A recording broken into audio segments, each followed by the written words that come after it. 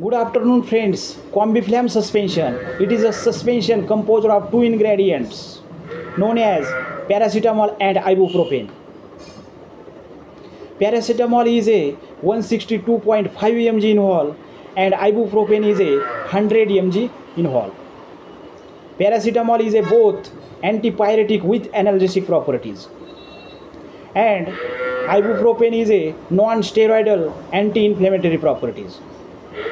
It reduces pain and inflammation, redness and swelling in both infant and children. Also reduce back pain, headache, muscular pain, dental pain, sprain, strain यामध्ये ह्या सिरपचा सस्पेन्शनचा use केला जातो. It is a suspension safe for above 3 month age. 3 महिन्याच्या पुढच्या मुलांना हे suspension safe आहे.